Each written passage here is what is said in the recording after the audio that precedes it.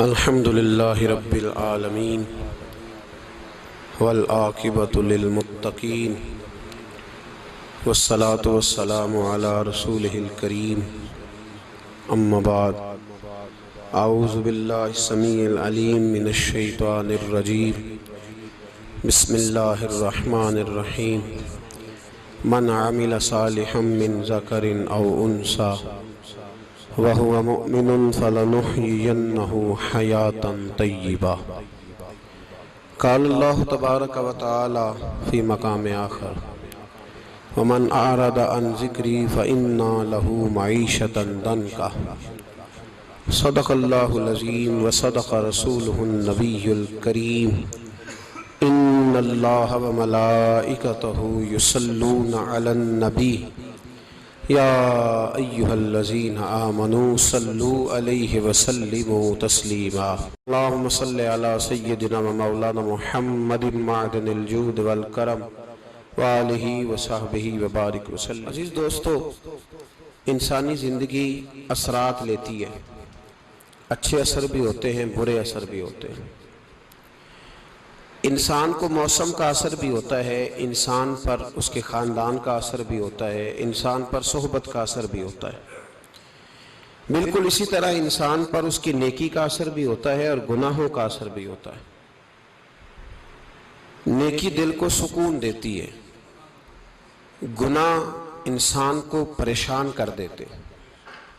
نیکی اللہ کی رحمت کو متوجہ کرتی ہے۔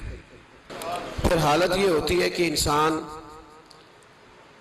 اپنی ان پریشانیوں کا حل کہیں اور ڈھونڈتا پھرتا ہے، حالانکہ جب گناہوں کی بیماری لگے تو اس کی شفا توبہ میں ہوتی ہے، اس کا حل اللہ کے حضور معافی مانگنے میں ہوتا ہے، پہچاننے میں ہوتا ہے کہ مجھ سے کہاں غلطی ہو گئی، کس جگہ جا کے کمزوری میں نے دکھائی۔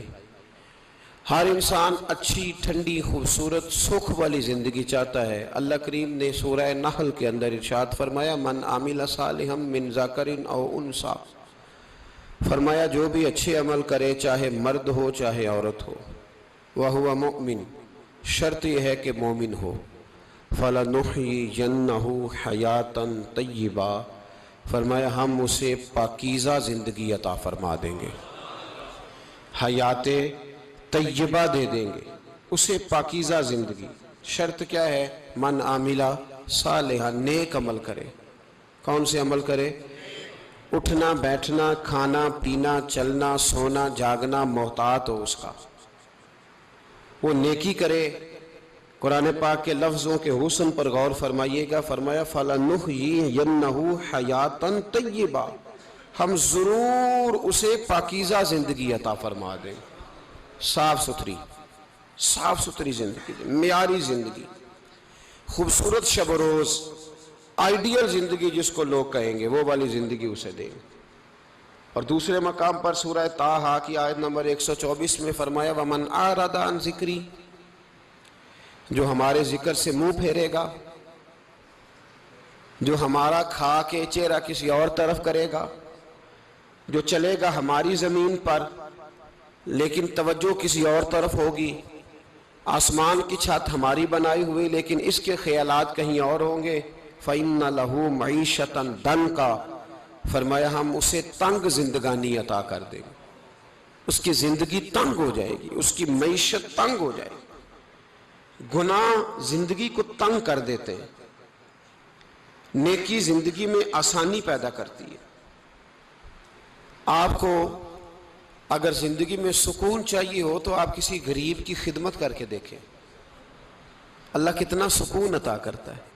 آپ بڑے پاورفل بھی ہیں، بڑے طاقتور بھی ہیں اور بڑے باوقار بھی ہیں، لیکن کسی کو گالی دے کے آپ کا دل کبھی ٹھنڈا نہیں ہوگا، تکلیف ہوگی، اس کے اندر آزمائش ہوگی۔ ڈاکٹر ریسرچ کرتے ہیں، ڈاکٹر وہ کہتے ہیں گناہ کرنے سے آدمی جسمانی طور پر کمزور ہوتا ہے،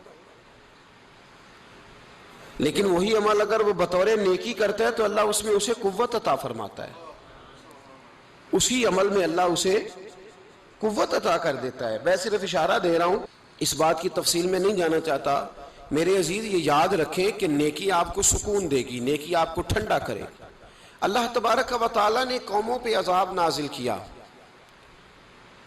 اور قرآن مجید فرقان حمید نے ان قوموں کے تذکرے بیان فرمائے. بھائی کس لیے بیان کیے؟ کہ ہم عبرت حاصل کریں، ہم یہ غور کر لیں کہ یہ کام ہم نے نہیں کرنا، اس کام سے ہم نے بچنا ہے، ہم نے غور کرنا ہے کہ یہ چیز ہمارے اندر. لوگ کہتے ہیں نہیں جی نہیں، ہم پہ یہ عذاب نہیں آئے گا، بالکل نہیں آئے گا، اس میں شک نہیں. پر اللہ نے بیان کس لیے کیا تھا؟ بیان کیا قرآن مجید معاذ اللہ کسی ایسی چیز کا بیان کرتا ہے جس کی ضرورت نہ ہو؟ قرآن پاک نے ایک ایک حرف ایسا بیان کیا جس کی مسلمان کو ضرورت تھی. قوم نوح کا ذکر فرمایا قرآن پاک نے. حضرت نوح علیہ السلام کی قوم کو حضرت نوح علیہ السلام نے 1500 سال سمجھایا ہے. 15، کچھ لوگوں نے 950 سال لکھا ہے نا، اعلیٰ حضرت نے لکھا ہے 1500 سال عمر ہوئی حضرت نوح علیہ السلام کی. اللہ تعالیٰ بندے کو جلدی سزا نہیں دیتا، بلکہ قرآن مجید میں ایک جگہ رب کریم اس طرح بھی فرماتا ہے کہ جب بندے مجھے بھول جاتے ہیں تو میں ان کے لیے نعمتوں کے دروازے کھول دیتا ہوں. بندہ سمجھتا ہے کہ میں کچھ تو ہے نا کہ میرے اندر، کہ میں جدھر جاتا ہوں خیر ہی خیر ہو جاتی ہے. وہ سمجھتا ہے کہ میری عقل ہے، حالانکہ اللہ اسے ڈھیل دیتا ہے. اللہ اسے ڈھیل دیتا ہے. گناہوں کی سزا کے 3 طریقے ہیں. ایک ہے متنبع کرنا، تنبیہ کرتا ہے اللہ، بندہ متنبع ہو جاتا ہے، یہ اللہ کا بہت بڑا احسان ہوتا ہے. ایک ہوتا ہے مہلت دینا، اور ایک تیسرا ہوتا ہے اللہ خفیہ تدبیر کرتا ہے. تھوڑا سا سمجھیے گا، انسان پر کوئی آزمائش آئی، فوراً اس کی چھٹی اس نے کہا کہ وہ فلاں جگہ غلطی کی تھی تب ایسا ہوا ہے. ہوتا ہے نا کئی دفعہ، آواز آتی ہے نا اندر سے، چلیں بول دیں کچھ نہیں ہوتا آپ کو. اللہ جانتا ہے یہاں کوئی کچھ نہیں کہے گا آپ کو. اور ہماری تو ویڈیو بھی نہیں گھومتی، یعنی خبر بھی نہیں ہو کہ کس نے ہاں کر دی کس نے نہ کر دی. آپ بغیر ٹینشن کے بات چیت کریں، آج کچھ نہیں ہوتا ہے انشاءاللہ تعالی. آتی ہے اندر سے آواز. میں آپ سے اس لیے ان چیزوں کی تصدیق کراتا ہوں کہ باقیوں کو بھی آتی ہے کہ نہیں، اس لیے تصدیق. کبھی کوئی کسی جگہ انسان پریشان ہوتا ہے تو محسوس کرتا ہے کہ وہاں مجھ سے ہوتا ہے نا جی. جس کو یہ نصیب ہو جائے بڑا خوش نصیب آدمی ہے. حضرت مولا علی فرماتے ہیں اگر تجھے دنیا میں سزا مل گئی تو بچ گیا ہے، سمجھ پھر اللہ کرم کرے گا، آخرت میں سزا نہیں دے گا. اور یہ یاد رکھ لے، وما اصابکم من مصیبت فبما کسبت ایدیکم ویعفو عن کثیر. اللہ فرماتا ہے دنیا میں تجھے جو بھی تکلیف پہنچتی ہے وہ تیرے ہاتھوں کے کرتوتوں کی وجہ سے پہنچتی. ویعفو عن کثیر، فرمایا کثیر گناہ تو میں ویسے ہی معاف کر دیتا ہوں. یہ جو تیری زندگی میں دکھ ہے نا، یہ بھی میری قلیل سزائیں ہیں. یہ کثیر پر سزا، یہ قلیل ہے، قلیل یہ جو تمہاری زندگی میں تکلیفیں. انسان کو سزا ملتی. حضرت فضیل بن عیاض رحمۃ اللہ تعالی علیہ گھوڑے پہ بیٹھے تھے، گھوڑا شرارت کرنے لگ گیا، اچھلنے لگ گیا، کودنے لگ گیا. تو حضرت فضیل بن عیاض نیچے اترے، ایک کونے میں جا کے نماز کی نیت باندھ لی، 2 رکعت نماز پڑھی، پھر دیر تک استغفار پڑھتے رہے، روتے رہے، دعا کرتے رہے. واپس آئے، خادم عرض کرنے لگے حضور سمجھ نہیں آئی، گھوڑے نے تھوڑی سی شرارت کی، وہ بدکا ہے، آپ نے اس کو چھوڑا ہے اور چھوڑ کر کے آپ نماز میں لگ گئے. تو حضرت فضیل بن عیاض فرمانے لگے جب بندہ اللہ کی نافرمانی کرتا ہے نا تو جو چیزیں اس کی فرما بردار ہوتی ہیں وہ اس کی نافرمانی کرنے لگ جاتی. تو مجھے محسوس ہوا تھا کہ میں نے کہیں اللہ کی نافرمانی کی ہے، اس لیے ایسا ہوا ہے کہ میرے گھوڑے نے میری، تو میں توبہ کرنے لگا ہوں. اور اب دیکھتا ہوں بیٹھ کے بھلا کیا ہوتا ہے. میں نے سچی توبہ، حالانکہ مجھے یاد نہیں کہ میں کہاں بولا، پر کھری اور سچی توبہ کی. دوبارہ گھوڑے پہ بیٹھے تو گھوڑا بالکل صحیح ہو کے ساتھ چلنے لگ گیا. میرے بھائی جب یہ تنبیہ ہے اللہ کی طرف سے، یہ متنبع کیا جاتا ہے کہ تو بعد آ جا. بہت ساری جگہوں پہ انسان کو وقتی طور پر اگر سزا مل جائے، نبی پاک علیہ السلام کی خدمت میں ایک صحابی آئے، بات مضبوط کر دوں، واقعہ سنایا ہے نا تو کچھ لوگ سمجھتے ہیں کہ یہ واقعہ ہے، تو میں ایک حدیث پاک امام بہقی کی لکھی ہوئی عرض کرتا ہوں. نبی پاک علیہ السلام کے ایک صحابی آئے اور ان کا سر پھٹا ہوا تھا، خون بہ رہا تھا. سرکار نے فرمایا کیا ہوا؟ عرض کی حضور ایک عورت جا رہی تھی، میری نظر پڑی، ابھی نظر پڑی ہے کہ میرے آگے ستون آ گیا تو میرے سر پہ لگ گیا.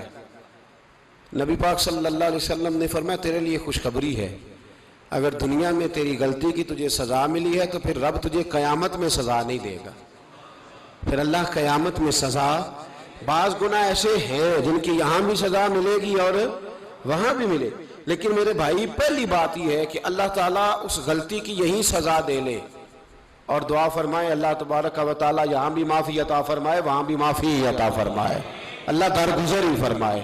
لیکن میرے بھائی ایک تو یہ سزا، ایک سزا یہ ہوتی ہے کہ انسان جب گناہ کرنے لگتا ہے تو اللہ نعمتوں کے دروازے کھولتا ہے، مہلت دیتا ہے۔ 500 سال تک فرعون کو مہلت دی، کتنے؟ یہاں جو 5 سال حکومت کر لیتا ہے وہ کہتا ہے سب سے قابل میں ہی ہوں، مجھے مہلت جو ملی ہوئی ہے۔ 500 سال مہلت دی اللہ تعالیٰ نے، اور فرعون کی قوم پر پتہ عذاب کس طرح کے آئے تھے؟ ٹڈیاں مسلط کر دی اللہ نے۔ یہ گھومتی نہیں چھوٹی سی، ہم اپنی زبان میں اس کو کچھ لوگ مختلف ناموں سے یاد کرتے ہیں، کوئی مکڑی کہتا ہے، کوئی کچھ کہتا ہے، مسلط کر دی، جاتی نہیں۔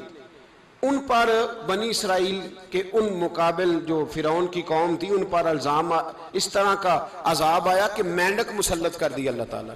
برتن کھولتے تھے اندر مینڈک نکلتا تھا، دنیا کی ہر دوائی استعمال کرتے تھے لیکن مینڈک نکل آتا تھا۔ تھوڑا سا سمجھا کریں چیزوں کو، ہمارے رنگ نہیں زیادہ گورے کہ ہم پر عذاب نہیں آتا، کوئی بہت زیادہ اللہ تعالیٰ معاف فرمائے دولت نہیں جمع کرا بیٹھے شاہی خزانے میں کہ ہم سے پوچھا نہیں جائے گا۔ یہ مہلت ہے، مہلت کو مہلت سمجھو۔ پھر جب پکڑ آتی ہے نا اللہ کریم کی، میں نے دیکھا ہے کروڑوں روپیہ، 6 اولادیں، ایک شخص کے بچے باہر سے آ رہے تھے، وہ بندہ بیمار تھا، مجھے کہنے لگا حضرت جی دعا کریں میں ان کے آنے سے پہلے مر جاؤں ورنہ آ کے مجھے مار دیں گے، دعا کریں۔ اتنی بے سکونی، کروڑوں روپیہ پڑا ہے تو یہ عذاب نہیں؟ کوئی ضروری ہے کہ پتھر ہی برسیں گے تو سمجھ آئے گی؟ یہ جو سگا بیٹا بوڑھے باپ کے قریب سے گزر جاتا ہے سلام نہیں لیتا تو اس کو عذاب نہیں سمجھتے؟ یہ جو امت کی بیٹیاں، امت کی بچیاں، ہماری بچیاں ایک سال کے اندر 75,000 ہزار بچی ایک ڈویژن سے بھاگ کے شادی کر رہی ہے، اور ایک صوبے سے، تو اس کو آپ اللہ کا عذاب نہیں سمجھتے؟ یہ معمولی بات ہے؟ نہیں ہمارے رنگ ہو رہے ہیں، ہم بڑے سمارٹ ہیں۔ 1500 سال مہلت دی نوح علیہ السلام کی قوم کو۔ کتنے سال؟ بول کے بتائیے، بول کے دوبارہ بولیے۔ 1500 سال۔ کوئی آدمی اپنی سمارٹنس پہ خوش نہ ہو جائے کہ 20 سال ہو گئے میں تو نافرمانی بھی کر رہا ہوں، روٹی بھی پک رہی ہے، میں تو حرام بھی کھا رہا ہوں پھر بھی سب ٹھیک ہے۔ 1500 سال مہلت دی۔ پھر حضرت نوح کہنے لگے اللہ میں نے تو بڑا سمجھایا نہیں باز آتے، تو رب کریم نے فرمایا کشتی بناؤ۔ اللہ کے پیغمبر کشتی بنانے لگے تو قوم مذاق اڑانے لگ گئی۔ اب کیا کرنے لگے ہو؟ اب کشتی بنانے لگے ہو، خیر تو ہے، قوم مذاق اڑا رہی ہے۔ حضرت نوح علیہ السلام کا آپ نے کشتی بنائی، پانی کہاں سے نکلا؟ نہ بارشیں ہوئی نہ سیلاب آئے، ایک تندور تھا اس کے اندر سے پانی نکلنا شروع ہو گیا۔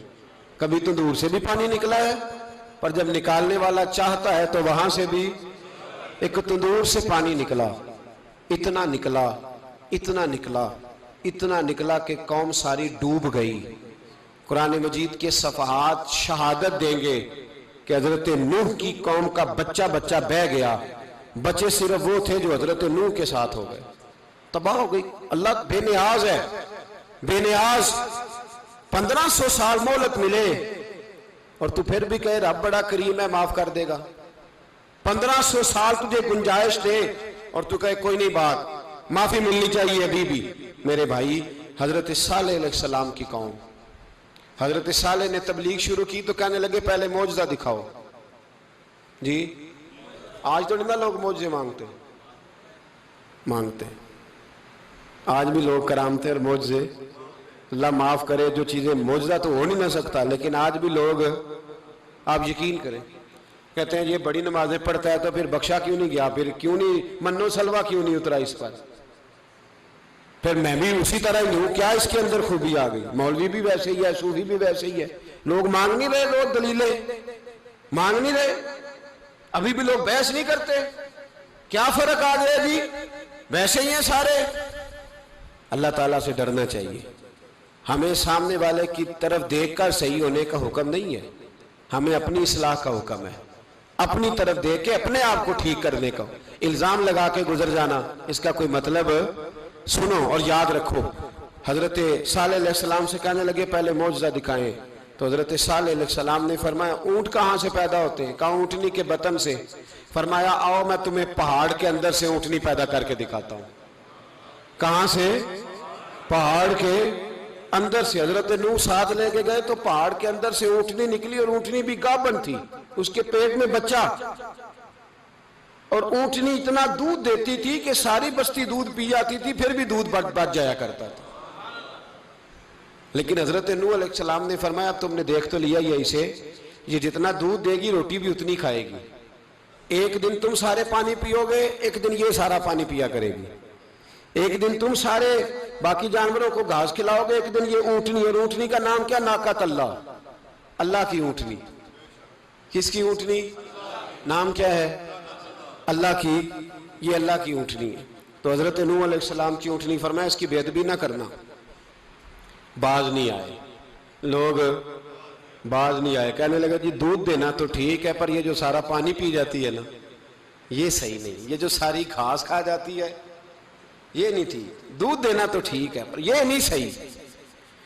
آپ نے فرمایا اسے کچھ نہ کہنا، اللہ کی اونٹنی ہے۔ میں کہا کرتا ہوں ان لوگوں نے ناقۃ اللہ کی بے ادبی کی، حضرت نوح علیہ السلام کی اونٹنی کی ٹانگیں کاٹ دی، صالح علیہ السلام کی۔ اور دیکھو اللہ بڑا بے نیاز ہے، اگر پیدا کرنا جانتا ہے تو حفاظت کرنی نہیں جانتا، لیکن رب کریم نے فرمایا نہ کرنا۔ انہوں نے ان کے پیر کاٹ دیے، کانوں پہ چھریاں لگائیں۔ اونٹنی جب مر گئی، اونٹنی اللہ تبارک و تعالیٰ کی وہ اونٹنی جب مر گئی تو حضرت صالح علیہ السلام کی قوم پر رب کریم نے زلزلہ بھیجا۔ اذا زلزلت الارض زلزالہا، جب زلزلے آئیں گے اور جب ان کا زلزلہ آنا زلزلہ آتا ہے نا، کیا کرتی ہے قوم؟ لا الہ الا اللہ، لا الہ الا اللہ، کلمے جاری ہو جاتے ہیں۔ بلکہ ایک دفعہ ایسا بھی ہوا کہ مسجدوں میں اعلان ہونے لگے زلزلہ آ رہا ہے، جو فجر کے لیے نہیں اٹھے زلزلے کے لیے وہ بھی اٹھ گئے، جن کا دعویٰ ہے نا میری سویرے آنکھ نہیں کھلتی، ان کی لگی نہیں کتنے گھنٹے، بعد میں بھی نہیں لگی، ٹی وی پہ اعلان ہوتے رہے کوئی نہیں آ رہا سو جاؤ چپ کر کے، لیکن آنکھ لگی۔ موت سے تو ڈرتا ہے، اللہ سے ڈرتا ہی نہیں، موت کا خوف ہے رب کا نہیں۔ زلزلہ آیا، ساری قوم تباہ ہو گئی۔ بتاؤ اگر ناقۃ اللہ کی گستاخی ہو تو اللہ ناراض ہو جاتا ہے، اور اگر اولیاء اللہ کی ہو، اگر اولیاء اللہ کی ہو تو رب ناراض نہیں ہوتا؟ شرم نہیں آتی لوگوں کو داتا صاحب کی بے ادبی کرتے، شرم نہیں آتی لوگوں کو غوث اعظم کی گستاخی کرتے، حیا نہیں آتی جنہوں نے دین پھیلایا ان کی بے ادبی؟ میں درد سے کہتا ہوں، رو کے کہتا ہوں، اور اگر کلیجہ پھٹ سکے تو میں دکھاؤں زخم کتنے۔ ایک حج کے موقع پر ایک بابا جی، اس سال 4,80,000 روپے کا پرائیویٹ حج تھا، اور بابا جی کی کیفیت کمزور تھی، بیچارے بیمار تھے، اس کے باوجود وہ گئے۔ بوڑھے آدمی، جا کے بیٹھیے، بزرگ، اور کتنی مشکل ہے وہاں منا، مزدلفہ، عرفات، طواف زیارت، کتنا مشکل کام ہے طواف زیارت کرنا، طواف وداع کرنا۔ کس کٹھن سے حج کیا، بڑھاپے میں پیسے بھی لگائے، اور جب وہ روضہ رسول پہ گئے صلی اللہ، اور انہوں نے جا کے نبی پاک صلی اللہ علیہ وسلم کے روضے کی طرف منہ کر کے درود شریف پڑھا تو ایک ملا نے اٹھ کے کہہ دیا تو مشرک ہے۔ تو میری روح کانپی، میں نے کہا تجھے شرم نہیں آئی، حیا نہیں آئی؟ اس کی عمر دیکھ، کس بڑھاپے میں کہاں سے چلا، کہاں آیا۔ یہ مشرک ہوتا تو کسی مندر میں جاتا، یہ مشرک ہوتا تو کسی گرجے میں جاتا، یہ مشرک نہیں، یہ مومن ہے، اور یہ وہ والا مومن ہے جس کے سینے میں دل جب دھڑکتا ہے تو خالی دھڑکتا نہیں، ساتھ وہ محمد عربی پہ درود و سلام بھی پڑھتا ہے۔ شرم نہیں آتی لوگوں کو؟ اتنی بڑی گستاخی کرتے، جو روضہ رسول پہ آیا مشرک ہے۔ میں نے تو ایک مولوی کو صاف صاف کہا تھا، میں نے کہا اگر میں مشرک ہوں تو نکالو، مشرک کا داخلہ تو یہاں ویسے ہی منع ہے۔ شرم نہیں آتی؟ اپنی زبان کا ایک پاس کرو کچھ۔ اتنا ظلم، اتنی بڑی فرقہ واریت امت میں، اتنا امت کو تقسیم کرتے ہو، تمہیں شرم نہیں آتی؟ جہاں سے اتحاد کا پیغام دینا چاہیے وہاں سے تم لوگوں کو فرقے کا پیغام دیتے ہو، ایک مقصود فرقے کی تبلیغ کرتے ہو۔ خدا را تو میں کہہ رہا ہوں ناقت اللہ کی بے ادبی پہ عذاب آتا ہے تو اولیاء اللہ کی بے ادبی پہ نہیں آتا. داتا صاحب ساری زندگی تبلیغ کرتے رہے, ایک آدمی نے اٹھ کے کہہ دیا جناب وہ تو شرک کا اڈا ہے, تو رب کریم ناراض نہیں ہوتا ان باتوں سے؟ ہمیں خیال کرنا چاہیے, اللہ سے ڈرنا چاہیے. ان چیزوں سے عذاب آتا ہے اور آ رہا ہے. اللہ تعالی ہمیں محفوظ فرمائے. اللہ ہمیں اس سے, قوم لوط پہ بھی عذاب آیا. ہم جنس پرستی, مرد مردوں سے بدکاری کرتے. حضرت نوح نے سمجھایا کہ یہ کام درست فطرت کے خلاف ہے, یہ کام درست نہیں. جب انسان یہ کام کرتا ہے تو زمین اور آسمان کانپتے ہیں. اب میں کیسے کھول کے بتاؤں, میرے پاس اعداد و شمار ہیں کہ پاکستان کے اندر اس کام کی کیفیت کیا ہے اور کس طرح کر کے لوگ, میں تو رونا روتا رہتا ہوں داڑھی کا. لوگ کئی دفعہ کہتے ہیں حضرت صاحب پہلے بھی آئے تھے تو داڑھی کی بات, پھر بھی آئے تو داڑھی کی بات, تو میں رونا روتا ہوں. اس لیے روتا ہوں کہ جو کلین شیو نوجوان ہوتا ہے وہ امرد کے حکم میں ہے, اس پر وہی حکم لگتا ہے جو عورت پہ لگتا ہے. اس کے ساتھ مرد کا اٹھنا بیٹھنا اسی طرح ناجائز ہے جس طرح عورت کے ساتھ. حضرت جنید بغدادی رحمت اللہ تعالیٰ علیہ کے سامنے ایک شخص نے کہا وہ کتنا خوبصورت نوجوان جا رہا ہے, تو آپ فرمانے لگے تو حافظ قرآن نہیں؟ کہا ہاں. فرمانے لگے جا اپنے حفظ کی خیر بنا. وہ شخص کہتا ہے میں نے اس بغیر داڑھی والے کلین شیو نوجوان کو بری نظر سے دیکھا, مجھے قرآن پاک ہی بھول گیا, سارا قرآن پاک بھول. اور کتنے سال میں دعائیں کرتا رہا, بیت اللہ کے طواف کرتا رہا, میں یاد بھی کرتا تو نہیں ہوتا. کیسے اب تو ہمارا نعت کہاں بیوٹی پارلر سے ہو کے آتا ہے, ہم کسی اور کو کیا پیغام دیں. وہ پیغام, وہ نظام, وہ طریقہ کار جس کا حکم تھا شریعت میں, قوم لوط پر عذاب آیا. صحیح بیٹھتے ہوں گے بچے جو موٹر سائیکلوں پہ بیٹھتے ہیں. میں نے گجرانوالہ کی سڑکوں پہ بچوں کو, نوجوانوں کو جو تماشے کرتے سرے عام دیکھا ہے تو مجھے ڈر لگتا ہے. اور کوئی روکنے والا نہیں, شغل ہو رہا ہے, ہنس رہے ہیں, اور سامنے عورتیں بھی ہیں, سب ہو رہا ہے. کتنی تکلیف کی بات. حضرت نوح کی قوم یہ کام کرتی تھی, قرآن پاک نے بیان کیا ہے. حضرت نوح نے سمجھایا, فرمایا رب کریم نے تمہیں اپنی خواہش پوری کرنے کے لیے جائز طریقہ عطا فرمایا, عورتوں سے نکاح کرو, اور اس نکاح کی برکت سے جو اللہ تمہیں اولاد دے گا اس کو اللہ تبارک و تعالیٰ تمہارے لیے باعث بخشش بھی فرمائے گا. لیکن جب قوم نہ مانی تو جو قوم میں لوط کا عمل کرے اس کا علاج قرآن نے بیان فرمایا کہ آسمان سے پتھر برسیں گے. پھر پتھر برسے اور جن کے بڑے بڑے اچھے دماغ تھے ان کے دماغ چکنا چور کر دیے گئے, تباہ کر دیے گئے, ان کے دماغ زمین پر بچھاڑ دیا گیا. اللہ مہلت دیتا ہے لیکن اس کا مطلب یہ نہیں کہ انسان توبہ ہی نہ کرے. حضرت شعیب علیہ السلام کی قوم پر بھی عذاب آیا, اس لیے کہ بددیانتی کرتی تھی, ناپ تول میں کمی کرتی تھی. میں نے کہا تھا شب قدر کی رات کہ یہ کوئی تماشا ہے کہ شب رات آئی تو ساری رات روتے رہے, یا اللہ معاف کر دے, یا اللہ معاف کر دے, رو رو کے چیخے مار مار روئے.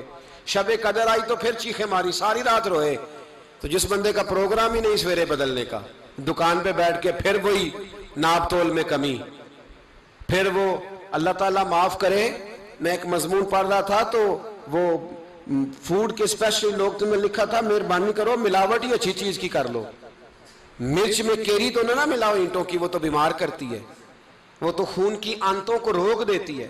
وہ کہنے لگا, اور وہ کہتا ہے میں تمہیں بتاتا ہوں کون کون سی چیز ملائی جا سکتی ہے, وہ ملا لو. خدا را اس قوم پہ رحم کرو, مہربانی.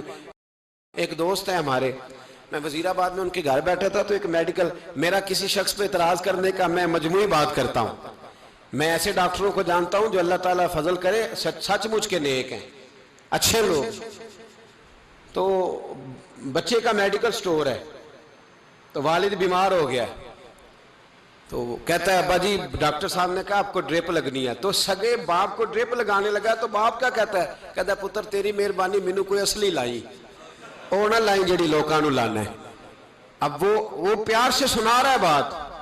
میں نے اسے کہا کہ یہ تو ڈوب مرنے کا مقام ہے نا, ڈوب مرنے کا مقام, کہ جس ملک کے اندر دوائی بھی صحیح نہ بکے, اصلی نہ ملے دوائی بھی, اور پھر وہ قوم کہے کہ ہم نے تو پورے روزے رکھے, ہم نے تو بڑا صدقہ اور خیرات کیا, دوائی بھی اصل نہ ملے. جناب شعیب علیہ الصلوۃ والسلام کی قوم ناپ تول میں کمی کرتی تھی تو اللہ تبارک و تعالیٰ نے ان پر بتا عذاب کس طرح کا بھیجا، شدید گرمی ہوئی۔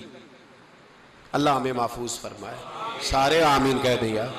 دیکھیں کتنا اچھا موسم کر دیا رب کریم، اللہ ہمیں محفوظ فرمائے، اللہ رحمت فرمائے۔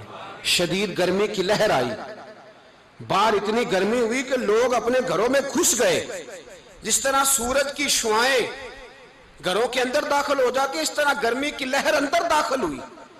اور جس طرح کسی کو آگ لگ جائے تو وہ آدمی اچھلتا کودتا ہے نا، اس طرح یہ لوگ اچھلنے لگے اور اچھل کود کے مر گئے۔ جرم کیا تھا؟ ناپ تول میں کمی کرتے۔ حضرت داؤد کی قوم بھی تباہ ہوئی۔ جرم کیا تھا؟ ہفتے والے دن مچھلیاں نہیں پکڑنی تو یہ پکڑتے تھے۔ حکم ہے نا مسلمان کو نماز کے ٹائم کوئی اور کام نہیں کرنا، نماز پڑھنی ہے۔ میرا خیال ہے مسلمان تو فٹافٹ آ جاتے ہیں، سارے ہی پہنچ جاتے ہیں نا مسجدوں میں۔ ہلکا ہلکا بول رہے ہیں آپ، کیوں نہیں پہنچتے؟ اگر حضرت سیدنا، اور پتہ انہیں سزا کیا ملی؟ اللہ نے فرمایا اس ٹائم عبادت کرنی ہے، کام نہیں کرنا، وقت نہیں ہے کام کا۔ انہوں نے مچھلیاں پکڑی، 12,000 لوگ تھے۔ پتہ ہے مالک نے سزا کیا دی؟ بندر بنا دیا اللہ کریم۔ قرآن مجید کا پہلا سپارہ پڑھے، فَجَعَلْنَاهَا نَكَالًا لِمَا بَيْنَ يَدَيْهَا وَمَا خَلْفَهَا۔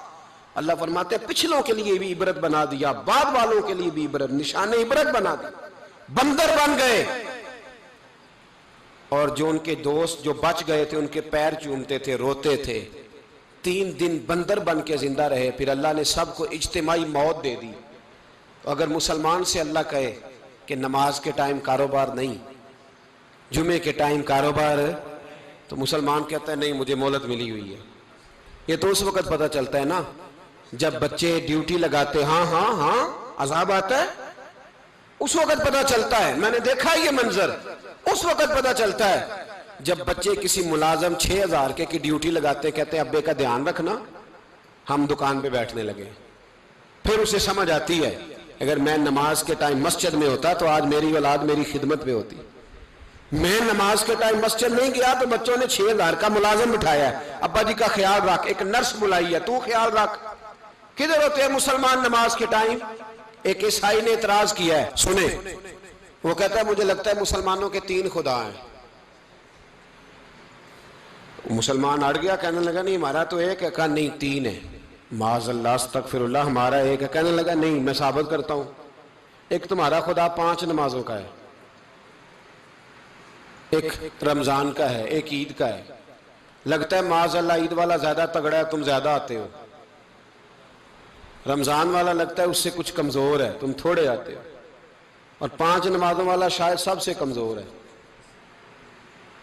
بات عقل کی ہے کہ نہیں؟ اس نے اعتراض ٹھیک کیا تو مسلمان کو چاہیے نا خیال کرے۔ ایک یہودی نے لکھا تھا، اس نے کہا تھا جس دن مسلمانوں کی تعداد فجر کی نماز میں اتنی ہو گئی جس دن جتنی جمعے میں ہوتی ہے، اس دن نہ کوئی یہودی سازش کرے گا نہ کوئی عیسائی تلوار نکالے گا۔ شرط یہ ہے کہ یہ اسی طرح فجر پڑھنے آئیں جس طرح جمعہ پڑھنے آتے ہیں، تو پھر کوئی شخص بھی ان کو کسی جگہ شکست دے سکتا تو اپنے ہمارے گناہ ہمیں پریشان کرتے ہیں۔ یہ جتنی آزمائشیں ہیں ان کے پس منظر میں گناہ ہیں۔ ہماری زندگی کے اندر جتنی تکلیفیں، ہماری پریشانیوں کا سبب ہم خود ہیں۔ بہت ساری جگہوں پہ ہم غلطی کرتے ہیں، اس کی ہمیں سزا ملتی، غلطی کی سزا۔ ایک نوجوان نے مجھے بڑی گہری بات سنائی، میرا قریبی تعلق تھا، کہنے لگا گھر میں بڑا مسئلہ ہے، بڑی پریشانی ہے، ماں اور بیوی کا ماحول اتنا سخت ہو گیا ہے کہ نمٹ نہیں سکتا۔ آپ یقین کریں میں نے ڈیٹیل سے ساری چیز کو سٹڈی کیا، میرے پاس اتنا وقت نہیں ہوتا، پھر بھی میں نے اس فیملی کو پورا پڑھا تو غلطی نوجوان کی نکلی۔ نہ اس پہ اماں اعتبار کرتی ہے نہ بیوی اعتبار کرتی ہے۔ اس نے جھوٹ بول بول کے اس طرح کی ماحول پیدا کر دیا ہے کہ کوئی اس پر اعتماد کرنے کو تیار ہے۔ اگر آپ ناراض نہ ہو تو ایک بات کروں،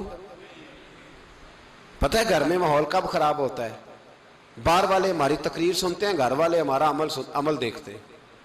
جب وہ دیکھتے ہیں نا کہ یہ کس طرح کا شخص ہے، اس کے رویے، اس کا کردار، اس کا لب و لہجہ کتنا برا ہے اور یہ کردار کا کتنا کمزور ہے۔ اعلیٰ حضرت فرمایا کرتے تھے نیک وہ ہوتا ہے جس کی تنہائی صاف ستھری ہوتی ہے، اس لیے ماحول بگڑ جاتا ہے۔ یہ جو ہم کہتے ہیں نا میرے سجن بڑے بنتے ہیں پھر ٹوٹ جاتے ہیں، کچھ لوگ ایسے ہوتے ہیں جو ان کے پاس جاتا ہے انہی کا ہو جاتا ہے۔ وہ کہیں اور کے قابل کیوں بھلا؟ اس لیے کہ ان کے کردار میں ٹھنڈک دیکھتا ہے، ان کے لب و لہجے میں مٹھاس دیکھتا ہے، اس شخص میں اتنی خوبصورتی دیکھتا ہے کہ اسی کا بن جاتا ہے۔ حضرت ابراہیم بن ادم کے پاس ایک نوجوان آیا، کہنے لگا میں گناہ کرنا چاہتا ہوں۔ فرمانے لگا بالکل کر، اللہ کا دیا ہوا رزق کھانا چھوڑ دے اور گناہ کر۔ کہنے لگا یہ نہیں ہو سکتا۔ فرمانے لگے چل پھر اس طرح کر، رب کی زمین پہ نہ رہ، کسی اور کی زمین پہ چلا جا۔ کہنے لگا یہ بھی نہیں ہو سکتا۔ فرمانے لگے چل اللہ کی چھت سے نکل جا۔ کہنے لگا یہ بھی نہیں ہو سکتا، تو آپ رو پڑے۔ فرمانے لگے پھر جناب اسرائیل جب آئیں تو ان سے کہنا مجھے 2-3 سال کی مہلت دے دے، پچھلی میری گناہوں میں گزر گئی، میں ذرا 3 سال عبادت کر لوں۔ تو وہ شخص بھی رونے لگا، کہنے لگا حضور وہ مہلت نہیں دیتے، وہ جب لینے آتے ہیں تو پھر لے کے اللہ تعالیٰ نے جب انسان بنانا چاہا نا تو جناب جبریل کو کہا مٹی لے کے آ زمین سے۔ حضرت جبریل نے مٹی پہ ہاتھ ڈالا تو باقی کی مٹی رونے لگ گئی، اسے جدا نہ کر۔ تو جناب جبریل چھوڑ کے چلے گئے۔ حضرت میکائیل کو بھیجا مٹی لا، مٹی پہ ہاتھ ڈالا تو باقی کی مٹی رونے لگ گئی، چھوڑ کے چلے گئے۔ جناب اسرائیل کو بھیجا، مٹی پہ ہاتھ ڈالا تو باقی کی رونے لگ گئی، چھوڑ کے نہ جاؤ۔ تو حضرت اسرائیل فرمانے لگے تیرا رونا دیکھو کہ رب کا حکم دیکھو۔ وہ لے گئے، جب پیش کی تو رب کریم نے فرمایا اسرائیل جان نکالنے کی ڈیوٹی بھی تیری، تو مٹی کو لے آنا، باقی مٹی روتی بھی رہے تو روتی رہے، جب میرا فیصلہ آ جائے تو پھر اس میں کوئی گنجائش، ہم کھاتے بھی اللہ کا ہیں، نافرمانی بھی اس کی کرتے، زمین پہ بھی اس کی چلتے ہیں، نافرمانی بھی اس کی کرتے، حکم کسی اور کا مانتے، چھت پہ رب کریم کی رہتے۔ اس طرح نظام نہیں چلتا۔ میرے بھائی یاد رکھ لو، گناہوں کی سزا ملے گی، زندگی تنگ ہو جائے، یہاں بھی آزمائش ہوگی اور وہاں بھی۔ میں نے درس پہ کہا تھا، پھر بات کہتا ہوں، یہ میں اپنے لیے کہہ رہا ہوں، توجہ ہے میری بات پر۔ دعا فرمایا کریں کہ جو کچھ ہم نظر آتے ہیں اللہ ہمیں ویسا بننے کی توفیق بھی عطا فرما۔ اللہ ویسا بننے کی، یہ مشکل معاملہ ہے، مشکل۔ دیکھیں نا ایک آدمی سیاستدان ہے، اس نے بڑے اچھے نعرے لگائے، انقلاب آ جائے گا، میں غریب کا بھلا کر دوں گا، میں یتیموں کے سر پہ ہاتھ رکھوں گا، میں مجبوروں کی مدد کروں گا، میں دکھیوں کی مدد کروں گا، مزدوروں کو۔ اس نے اچھے اچھے نعرے سکھائے، اچھا اس نے پیغام دیا، اندر اس کے یہ تھا کہ اقتدار ملے گا تو مرضی کروں گا۔ لوگ اس کے گرد بھی گئے، اس کی گاڑی کے پیچھے بھی بھاگے، لوگوں نے اس کے نعرے بھی لگوائے، جیب سے پیسے لگا کے اس کے پوسٹر بھی شائع کیے، لوگ اس کے گرویدہ ہو گئے، لوگوں نے پوری، اور میری قوم نے تو بیچاری نے کئی دفعہ دھوکے کھائے، جس نے نعرہ لگایا غریب اسی کے پیچھے مسیحا بن کے چل پڑا۔ آج دھوکہ دے لیا، لوگوں کو پیچھے لگا لیا۔ یہ بتاؤ اگر راز کھل جائے، اگر راز کھل جائے کہ یہ دھوکہ دے رہا ہے، یہ فریب کر رہا ہے، تو لوگ اس کا کیا حال کریں گے؟ یہ راز قیامت میں کھل جائے گا، قیامت میں یہ راز یہ کھل جائے گا، یہ دھوکے باز تھا۔ اذا زلزلت الارض زلزالہا، جب زلزلہ آئے گا جیسے اس کا آنا ٹھہرا، واخرجت الارض اثقالہا، زمین اپنے بوجھ باہر نکال دے گی۔ اس سے مراد کیا ہے کہ زمین پہ جو جرم ہوئے زمین بتا دے گی، باہر نکل آئے۔ وقال الانسان ما لہا، انسان کہے گا اسے کیا ہوا، یہ تو سب کچھ بتا رہی، بوجھ باہر نکال دے گی۔ ایک آدمی پیر طریقت بن کے بیٹھ گیا، جبہ کبہ پہن کے، بڑی پگڑی باندھ کے بیٹھ گیا، اچھی اچھی نیک باتیں بتانے لگا، لوگ اس کی دست بوسی کرنے لگے، ہاتھ چومنے لگے، پیچھے لگ گئے، خدمت کرنے لگے، جیب سے نذرانہ دینے لگے، اس کے نام پر لوگ اپنی جیب سے لنگر پکانے لگے، خانقاہ کی خدمت ہونے لگی، مہمان اس کے آتے، نوکری کوئی اور کرتا۔ میں نے کہا تھا شاید اپنے لیے کہہ رہا ہوں، ڈیوٹیاں لوگ کرنے لگے، حالات بدلنے لگے، لیکن اس کے اندر تو چور تھا، وہ تو دکاندار تھا، تو یہاں جو اس کے پیچھے لگے تھے وہ تو سچے تھے، انہیں تو اجر ملے گا، لیکن اس کا جب راز کھلے گا تو بڑی رسوائی ہوگی، اس کا جب راز کھلے گا تو بڑی۔ ایک میری طرح کا دیندار تھا، جو چہرے کا تو نیک تھا، اندر پتہ نہیں کیا کچھ تھا۔ ایک طوائف گزر رہی تھی، اس نے اس کو تبلیغ کر دی، کہنے لگا بس کر دے، سیانی بن جا۔ تو کسی دانشور میں لکھا ہے اس نے بڑا سخت جواب دیا، اس عورت نے، کہنے لگی بابا میں تو جو ہوں وہ نظر بھی آ رہی ہوں، تو بتا جو تو نظر آتا ہے وہ تو ہے کہ نہیں؟ اس بندے نے چیخ ماری اور بے ہوش ہو کے گر پڑا. تو لوگوں نے کہا بابا آج کسی صوفی کا کلام سنا ہے جو بے ہوش ہو گیا؟ تو اس نے کہا نہیں، آج طوائف کی بات سنی ہے، طوائف کی. اور وہ عجیب بات کر گئی ہے. وہ کہہ گئی ہے میں تو جو ہوں میں نظر آ رہی ہوں، تو بھی تو بتانا، تو بتانا کہ تو دستار امامت پہنتا ہے.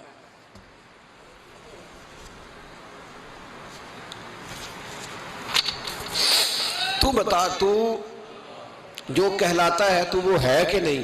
یہ وقال الانسان ما لہا، یہ راز قیامت میں کھلے گا. ہم جو کچھ بتا رہے ہیں نا اپنی زبانوں سے، ہمیں اپنے گناہوں کا احساس ہونا چاہیے. ایسا نہ ہو کہ جب سزا ملے تو پھر اس طرح کی ملے کہ دوبارہ کسی کو کوئی منہ دکھانے کے قابل نہ رہے. میرے بھائی یاد رکھیں اور سمجھیں، گناہ انسان کی زندگی کو تنگ کرتے ہیں. میرے نبی پاک علیہ السلام نے فرمایا جب تو جھوٹ بولتا ہے تو تیرے فرشتے کرامن کاتبین سائیڈ پہ ہو کے کھڑے ہو جاتے ہیں. جب تو زنا کرتا ہے تو تیرے اندر سے ایمان نکل جاتا ہے. اور نبی پاک علیہ السلام نے فرمایا جب میری قوم میں ناانصافی عام ہو جائے گی تو قتل بھی عام ہو جائے گا. اور سن لو، لکھ لینا یہ حدیث دل کی تختی پر. نبی پاک علیہ السلام نے فرمایا جب میری قوم میں بے حیائی اور بدکاری عام ہو جائے گی تو 2 سزائیں اللہ دے گا. ایک تو جوان موتیں آئیں گی، جوان بچے کچھ بھی نہیں دیکھا چلے گئے. اور دوسری سزا اللہ یہ دے گا کہ ایسی بیماریاں آئیں گی جن کا علاج نہیں ملے گا، ایسے امراض پھوٹ پڑیں گے. اگرچہ میں آپ کو ایسی تقریر بھی سنا سکتا تھا جس پہ آپ بہت زیادہ محظوظ ہوتے، پر میں نے اس جمعے میں ایسا موضوع چنا ہے جس کا ہمیں خاص ضرورت ہے. بھائی دیکھیں تو صحیح کہ ایسا تو نہیں کہ ہم ان عیبوں میں مبتلا ہیں. میرے نبی کریم علیہ السلام نے فرمایا جب تم نیکی کا حکم دینا اور برائی سے منع کرنا چھوڑ دو گے پھر اللہ تم پر ظالم حکمران مسلط کرے گا. اور اگلے لفظ اس سے بھی زیادہ سخت ہیں. محبوب فرمانے لگے پھر تمہاری نیک لوگ دعائیں بھی کریں گے تو اللہ وقتی طور پر ان کی دعاؤں کو بھی قبول نہیں فرمائے گا. اس لیے کہ تم لوگوں نے نیکی کا حکم دینا اور بھلائی سے روکنا چھوڑ دیا. عزیزو یاد رکھو جب گناہ عام ہوتے تو پھر حالات بدلتے اور لوگوں کو سزا ملتی ہے ان کے گناہوں کی. بلکہ یہاں تک لکھا ہے کہ نیت خراب ہو تو سزا شروع ہو جاتی. کیا خراب ہو؟ بولیے گا. نیت بھی خراب ہو تو سزا. حضرت رومی کہتے ہیں کہ ایک بادشاہ کو پتہ چل گیا کہ ایک آدمی نے بڑا اچھا باغ لگایا ہے، خوبصورت باغ ہے، مالٹے کا کنوں کا باغ بڑا پیارا. بادشاہ نے کہا ذرا جا کے دیکھتا ہوں. بادشاہ سلامت باغ دیکھنے آئے تو اب وہ مزدور آدمی تھا، عام آدمی تھا جس نے باغ لگایا، کسان تھا. اس کو کہا کہ چند کنوں توڑ کے لایا تو بڑے پیارے لگے. 1-2 اور لایا، کھائے، بڑے میٹھے، بڑے پیارے، بڑے توانا، بڑا مزہ آیا. تو بادشاہ کے دل میں خیال آیا کہ اس پہ قبضہ نہ کر لوں باغ پہ. ہمارے ہاں نا کرائے پہ دکان دیتا نا مالک، تو جب کسی غریب کی چل جاتی ہے کہتا ہے تو خالی کر، میں نے خود ڈال لی ہے. چل گئی نا اس کی. حالانکہ رزق اپنے اپنے نصیب کا ہے، رزق اپنے اپنے نصیب کا ہے، جس کو اللہ تعالیٰ چاہتا ہے عطا کرتا ہے. تو اس کو کہا کہ اور توڑ کے لا، اور دل میں خیال ہے کہ یار اتنا اچھا باغ ہے قبضہ کر لیتے ہیں. ہماری حکومتیں قبضہ کر لیتی ہیں کہ جو چیز اچھی لگ جائے. اب وہ کسان 2-3 کنوں توڑ کے لایا، اس نے کھائے تو کھٹے نکلے، ترش تھے. کہنے لگا تجھے کیا ہو گیا ہے؟ تو بندہ بڑا صاحب دل تھا، کہنے لگا میں تو ٹھیک ہوں، آپ اپنی نیت سے پوچھیں کہیں خراب تو نہیں ہو گئی. تو کنوں میں بھی اس کا اثر آ گیا ہے. اپنی نیتیں بگڑ جائیں نا، نیتیں. اب ایک بات کہنے لگا ہوں، غور سے سننا. جب تک 2 بھائی اکٹھے کاروبار کرتے ہیں نیت ہوتی ہے کہ ہمارا گھر چلے گا، تب تک اللہ برکت دیتا ہے. اور جب اپنی اپنی جیبیں سمیٹنے لگ جاتے ہیں نا کہ یہ میرا 5,000 ہے آج میں گیا تھا اگرائی کرنے، یہ میرا 10,000 ہے آج میں نے محنت زیادہ کی، جب وہ ٹٹولنے لگتے ہیں پھر اس دکان سے بھی برکت اٹھ جاتی ہے، پھر وہاں سے بھی برکت چلی جاتی ہے. فَإِنَّ لَهُ مَعِيشَةً ضَنْكَ، فرمایا جب تو منہ پھیر لیتا ہے پھر تیری زندگی اللہ تنگ کر دیتا، پھر وہاں سے بھی برکت خوبصورتی اثر اٹھ جاتا ہے۔ ایک سنار نے گلی میں ایک یتیم چھوٹے سے بچے کو گھومتے دیکھا تو سنار بے اولاد تھا، بچے کو اٹھا کے گھر لے آیا۔ 18 سال اس بچے کی پرورش کی، اس کو پالا پوسا جوان کیا۔ سنار کے پاس وہ دکان پہ چلا جاتا، وہ کئی دفعہ دکان پہ رہتا، کئی دفعہ گھر میں رہتا۔ ایک دفعہ وہ دکان پہ تھا، بچہ گھر تھا، 18 سال کا جوان، اس کی بیوی اکیلی تھی۔ وہ جس نے ماں بن کے پالا تھا اس نے اسی پہ حملہ کر دیا، اس کا بازو بری نیت سے تھاما، بیوی چیخی۔ تھوڑی دیر گزری تو وہ نوجوان پیروں میں بیٹھ گیا، کہنے لگا اماں پتہ نہیں مجھے کیا ہوا۔ شام کو سنار آیا، بیوی چیخنے لگی، چلانے لگی، کہنے لگی آج عجیب بات ہوئی، جس کو میں نے جگر کا خون دے دے کے پالا اسی نے گندی نظر ڈالی۔ سنار محو حیرت ہے، بیوی کا خیال تھا کہ لاٹھ اٹھائے گا، ڈنڈا اٹھائے گا، نوجوان کو مارے گا، لیکن وہ رونے لگ گیا۔ اس نے کہا آج اس نے میرا بازو تھاما ہے، جانے کیا کیا ہے؟ پریشان ہونے لگ گیا، سجدے میں گر گیا، کہا تو بتاتا کیوں نہیں؟ تو وہ سنار کہنے لگا اس کی غلطی نہیں، 18 سال کے بعد آج مجھ پر بھی شیطان سوار ہوا تھا۔ ایک عورت آئی تھی، وہ اپنے بازوؤں میں چوڑیاں پہننا چاہتی تھی تو میں نے بھی گندی نظر سے ہاتھ ڈالا تھا، رب کریم نے مجھے فوراً اس کی سزا دی۔ جن کے گھروں میں بیٹیاں ہوتی ہیں ان کی نظریں گندی نہیں ہوتی، جو بیٹیوں کے باپ ہوتے ہیں، جو بہنوں کے بھائی ہوتے ہیں، ان کی نظریں گندی۔ اور اگر تو ٹیلی فون کرتا ہے، تو کسی عورت کے ساتھ تعلق رکھتا ہے تو یہ بات لکھ لے، امام فخر الدین رازی 1، علامہ اسماعیل حقی 2، ملا جلال الدین رومی 3، امام خازن 4، امام جلال الدین سیوطی 5 حدیث کے استاد اور محدث لکھتے ہیں کہ اگر تو کسی پر گندی نظر ڈالے گا تو تیرا گھر بچ سکتا، یاد رکھ نہیں بچے گا، اس لیے کہ تیری نظر کسی کی بیٹی کو بیٹی سمجھ تاکہ تیری بچی کا پردہ قائم رہے، کسی کی بہن کو۔ یہ کیا بات ہوئی کہ تو جتنا مرضی گند معاشرے میں پھیلاتا رہے تیرا گھر بچا رہے؟ یہ کیسے ہو سکتا ہے؟ فَإِنَّ لَهُ مَعِيشَةً ضَنْكَ، اللہ فرماتے ہیں زندگی تنگ ہو جائے گی تیرے لیے مشکل، تو ڈھونڈتا پھرے گا کہ میں مرنے کو جگہ تلاش کروں۔ سچی توبہ کرے، کھری توبہ کرے۔ یہ گناہ انسان کو مجبور کر دیتے ہیں۔ حضرت عبداللہ بن مبارک رحمت اللہ تعالیٰ علیہ، ان کے سینکڑوں شاگرد تھے، ایک شاگرد کے انتقال کا وقت آیا تو گھر گئے ملنے۔ آپ کہتے ہیں میں نے زور لگا لیا پر اس کی زبان پر کلمہ جاری نہیں ہوا۔ میں اسے کہتا کلمہ پڑھ پر اس کی زبان پر جاری۔ اللہ اکبر، بہت بڑی نعمت ہے، دعا فرمائیں اللہ ایمان کی موت عطا فرمائے، ایمان کی موت دے اللہ کریم، ایمان کی موت دے۔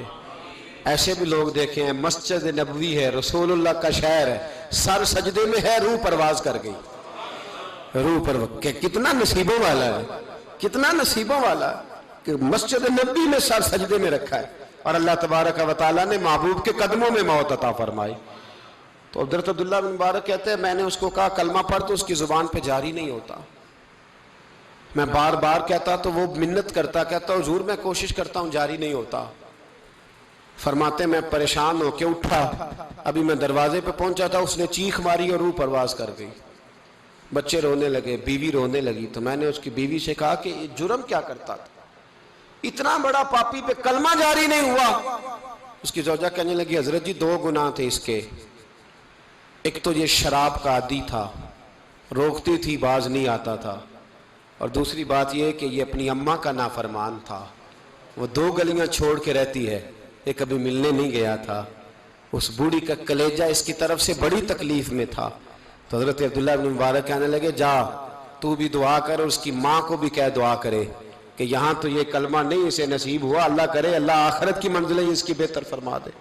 میرے بھائی ایسے گناہ، حضرت مالک بن دینار نے توبہ کی انہوں نے۔ کس طرح؟ فرماتے میں نشے کا عادی تھا، کسی نے مجھے کہا کہ بطور دوائی شراب پی لو تو میں نے پی لی، نشے کا عادی تھا، شراب پیتا تھا۔ اللہ تعالیٰ نے بڑی منتوں اور کوششوں کے بعد، منتوں کے بعد ایک بیٹی عطا فرمائی، وہ بھی 2.5-3 سال کی ہوئی تو پردہ کر گئی۔ کہتے میں اس کی قبر پہ بیٹھ کے گھنٹوں روتا، شراب کا عادی تھا۔ ایک دن سویا تو خواب دیکھتا ہوں کہ میرے پیچھے ایک بڑا سانپ لگ گیا اور سانپ جب منہ کھولتا ہے تو انگارہ نکلتا ہے.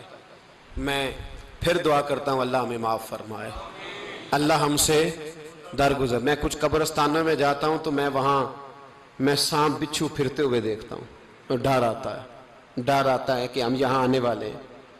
یہ لوگ کہہ رہے ہیں کہ تمہاری تیاری ہے, کسی وقت بھی اعلان ہو جائے گا کہ چلو بھائی چلو فلاں صاحب کا جنازہ ہے, اٹھو. لوگ کہتے ہیں جلدی کرو, اور ایک کونے میں ایک شخص یہ بھی کہتا ہے کہ دیگ بھی رکھ لو, مہمان بڑے جمع ہو گئے.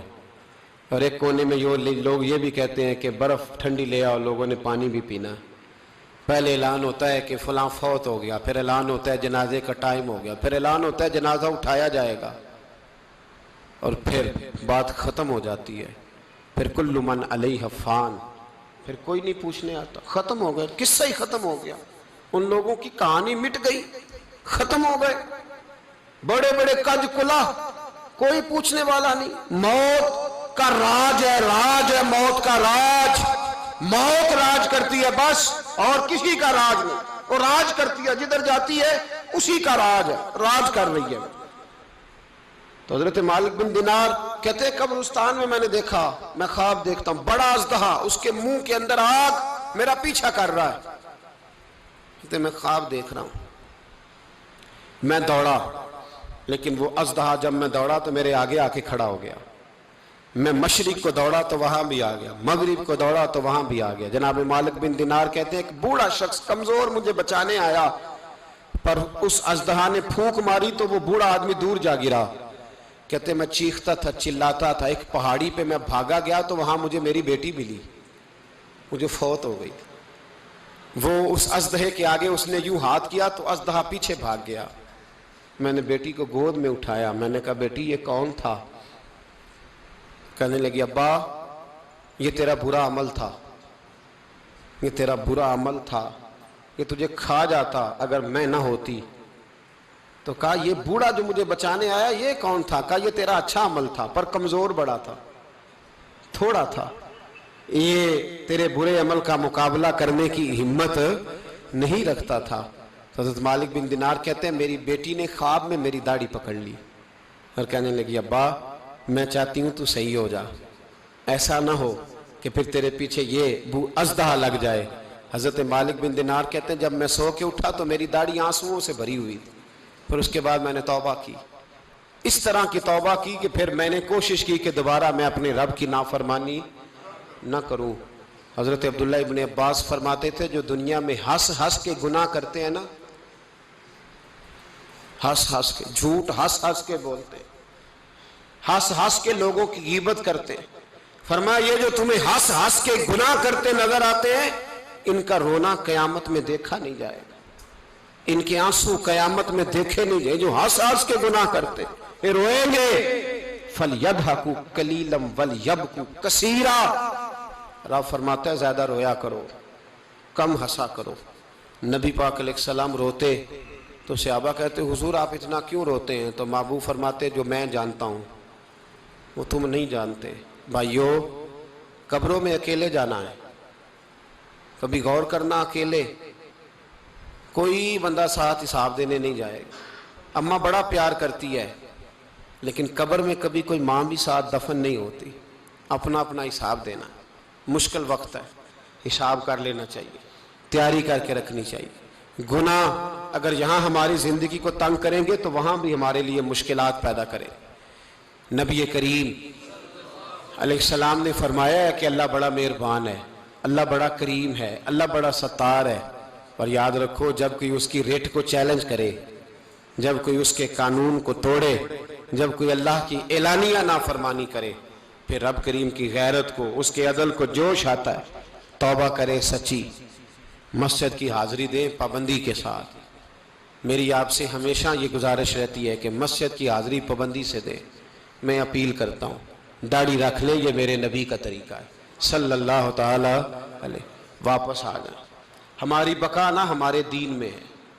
کوئی نہیں ہمیں رکھے گا, کوئی نہیں رکھے گا, کوئی نہیں. میرا ایک دوست رات بتا رہا تھا کہ سعودی عرب میں ایک شخص نے 30 سال محنت کی,